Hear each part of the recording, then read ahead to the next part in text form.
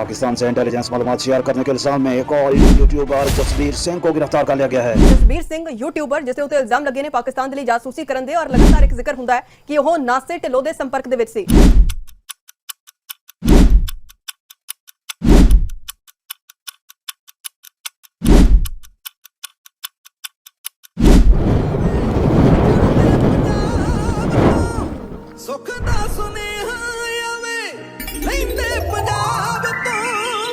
मित्रों, हजरत अली रजी अल्लाह तआला अन्हु दा कौल मुबारक है कि ਜਦੋਂ ਕਿਸੇ ਤੇ ਇਹਸਾਨ ਕਰੋ ਤਾਂ ਫਿਰ ਉਸ ਦੇ ਸ਼ਰ ਤੋਂ ਵੀ ਮਹਿਫੂਜ਼ ਰਹੋ। ਮਿੱਤਰੋ, ਪਿਛਲੇ ਦਿਨਾਂ ਦੇ ਵਿੱਚ ਮੁਖਤਸਰ ਜੀ ਪਾਕਿਸਤਾਨ ਤੇ ਇੰਡੀਆ ਦਰਮਿਆਨ ਜੰਗ ਹੋਈ। ਜੰਗ ਤੋਂ ਬਾਅਦ ਸੀਜ਼ ਫਾਇਰ ਹੋਇਆ ਔਰ ਉਸ ਤੋਂ ਬਾਅਦ ਸੋਸ਼ਲ ਮੀਡੀਆ ਤੇ ਬਹੁਤ ਜ਼ਿਆਦਾ ਜੰਗ ਤੇ ਵਾਵੈਲਾ ਸ਼ੁਰੂ ਹੋ ਗਿਆ। ਇੱਕ ਦੂਸਰੇ ਦੇ ਖਿਲਾਫ ਬਹੁਤ ਜ਼ਿਆਦਾ ਪ੍ਰੋਪਗੈਂਡਾ ਸ਼ੁਰੂ ਹੋ ਗਿਆ ਔਰ ਸੋਸ਼ਲ ਮੀਡੀਆ ਨੂੰ ਬੜੇ ਧੜੱਲੇ ਨਾਲ ਇਸਤੇਮਾਲ ਕੀਤਾ ਜਾ ਰਿਹਾ ਹੈ ਤਾਂ ਕਿ ਦੂਸਰੇ ਮੁਲਕ ਨੂੰ ਨੀਚਾ ਦਿਖਾਇਆ ਜਾਵੇ ਔਰ ਉਹਦੀ ਇੱਟ ਨਾਲ ਇੱਟ ਖੜਕਾ ਦਿੱਤੀ ਜਾਵੇ। ਮਿੱਤਰੋ, ਜੰਗ ਕਿਸੇ ਵੀ ਮਸਲੇ ਦਾ ਹੱਲ ਨਹੀਂ ਹੈ। ਅਮਨ ਬਹੁਤ ਬੜੀ ਨਿਮਤ ਹੈ। ਸੀਜ਼ ਫਾਇਰ ਤੋਂ ਬਾਅਦ ਚੜ੍ਹਦੇ ਪੰਜਾਬ ਦੇ ਇੱਕ ਯੂਟਿਊਬਰ ਨੇ ਜਸਬੀਰ ਸਿੰਘ, ਉਹਨਾਂ ਨੂੰ ਇੰਡੀਆ ਦੀ ਹਕੂਮਤ ਨੇ ਗ੍ਰਿਫਤਾਰ ਕੀਤਾ ਔਰ ਉਸ ਤੇ ਇਲਜ਼ਾਮ ਲਾਇਆ ਕਿ ਇਹਨੇ ਇੰਡੀਆ ਦੇ ਰਾਜ਼ ਪਾਕਿਸਤਾਨ ਨੂੰ ਦਿੱਤੇ ਨੇ ਔਰ ਪਾਕਿਸਤਾਨ ਦੇ ਵਿੱਚ ਇੱਕ ਯੂਟਿਊਬਰ ਹੈ ਨਾਸਿਰ ਢਿੱਲੋਂ, ਉਹਨੂੰ ਇਹ ਰਾਜ਼ ਦਿੱਤੇ ਤੇ ਇੰਡੀਆ ਦੇ ਵਿੱਚ ਦਹਿਸ਼ਤਗਰਦੀ ਕਰਵਾਉਣ ਦਾ ਮਨਸੂਬਾ ਬਣਾਇਆ। ਮਿੱਤਰੋ, ਨਾਸਿਰ ਢਿੱਲੋਂ ਦੇ ਬਾਰੇ ਅੱਜ ਗੱਲਬਾਤ ਕਰਾਂਗੇ। ਨਾਸਿਰ ਢਿੱਲੋਂ ਕੌਣ ਹੈ, ਕੀ ਕਰਦਾ ਹੈ, ਅੱਜ ਇਸ ਤੇ ਖੁੱਲ੍ਹ ਕੇ ਗੱਲ ਕਰਾਂਗੇ। ਇਸ ਵਜ੍ਹਾ ਤੋਂ ਮੇਰੇ ਨਾਲ ਜੁੜੇ ਰਹਿਣ ਔਰ ਮੇਰੀ ਵੀਡੀਓ ਆਖਰ ਤੱਕ ਲਾਜ਼ਮੀ ਵੇਖਿਆ ਜੇ। ਮਿੱਤਰੋ, ਨਾਸਿਰ ਢਿੱਲੋਂ ਨੇ ਆਪਣੀ ਪ੍ਰੈਕਟੀਕਲ ਜ਼ਿੰਦਗੀ ਦਾ ਆਗਾਜ਼ ਜਿਹੜਾ ਕੀਤਾ ਸੀ ਉਹ ਪੁਲਿਸਮੈਨ ਦੇ ਤੌਰ ਤੇ ਕੀਤਾ ਸੀ ਔਰ 4 ਸਾਲ ਤੱਕ ਪੁਲਿਸ ਦੇ ਵਿੱਚ ਆਪਣੀ ਖਿਦਮਤ ਸਾਰ ਅੰਜਾਮ ਦਿੱਤੀਆਂ।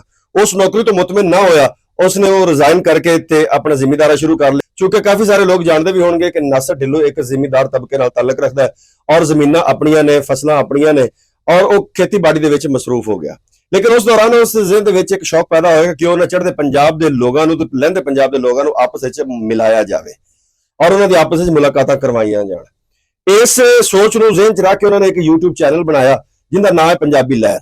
ਮਿੱਤਰੋ, ਕਾਫੀ ਸਾਰੇ ਲੋਕਾਂ ਨੇ ਉਸ ਚੈਨਲ ਤੋਂ ਵੀਡੀਓਜ਼ ਵੀ ਵੇਖੀਆਂ ਹੋਣਗੀਆਂ ਕਿ ਚੜ੍ਹਦੇ ਪੰਜਾਬ ਦੇ ਸਿੱਖ, ਕੈਨੇਡਾ ਦੇ ਸਿੱਖ, ਅਮਰੀਕਾ ਦੇ ਸਿੱਖ, ਬਰਤਾਨੀਆ ਦੇ ਸਿੱਖ, ਦੁਨੀਆ ਦੇ ਕੋਨੇ-ਕੋਨੇ ਤੋਂ ਆਉਣ ਵਾਲੇ ਸਿੱਖਾਂ ਨੂੰ ਨਾਸਿਰ ਢਿੱਲੋਂ ਨੇ ਆਪਣੇ ਘਰ ਰਹਿਣ ਵਾਸਤੇ ਜਗ੍ਹਾ ਦਿੱਤੀ, ਆਪਣਾ ਟਾਈਮ ਦਿੱਤਾ, ਆਪਣੀ ਗੱਡੀ ਤੇ ਘੁਮਾਇਆ ਫਿਰਾਇਆ, ਉਹਨਾਂ ਦੇ ਜਨਮ ਭੂਮੀਆਂ ਵਿਖਾਈਆਂ, ਉਹਨਾਂ ਦੇ ਸਕੂਲ ਵਿਖਾਏ, ਉਹਨਾਂ ਦੀਆਂ ਗਲੀਆਂ ਵਿਖਾਈਆਂ, ਉਹਨਾਂ ਦੇ ਅਸਾਤਜ਼ਾ ਨਾਲ ਮੁਲਾਕਾਤ ਕਰਵਾਈਆਂ, ਉਹਨਾਂ ਦੇ ਆਂਢੀਆਂ ਗੁਆਂਢੀਆਂ ਨਾਲ ਮੁਲਾਕਾਤ ਕਰਾਈਆਂ ਔਰ ਉਹਨਾਂ ਦੇ ਖਾਸ ਤੌਰ ਤੇ ਜਿਹੜੇ ਰਿਸ਼ਤੇਦਾਰ ਇੱਥੇ ਰਹਿ ਗਏ ਸਨ ਉਹਨਾਂ ਨਾਲ ਉਹਨਾਂ ਦੀਆਂ ਮੁਲਾਕਾਤਾਂ ਕਰਾਈਆਂ।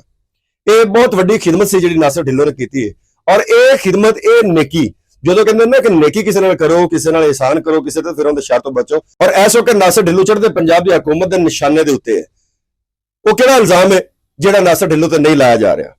ਮੈਂ ਨਾਸਿਰ ਢਿੱਲੋਂ ਜਿਸ ਹੱਦ ਤੱਕ ਜਾਣਨਾ, ਉਹ ਦਿਲ ਦਾ ਬਹੁਤ ਚੰਗਾ ਹੈ, ਦਿਮਾਗ ਦਾ ਬਹੁਤ ਚੰਗਾ ਹੈ, ਖੁੱਲੇ ਦਿਲ ਦਾ ਮਾਲਕ ਹੈ, ਆਪਣਾ ਟਾਈਮ ਦਿੰਦਾ ਦੋਸਤਾਂ ਨੂੰ, ਆਪਣਾ ਪੈਸਾ ਖਰਚ ਕਰਦਾ ਹੈ ਔਰ ਮੁਹੱਬਤਾਂ ਵੰਡਦਾ ਹੈ।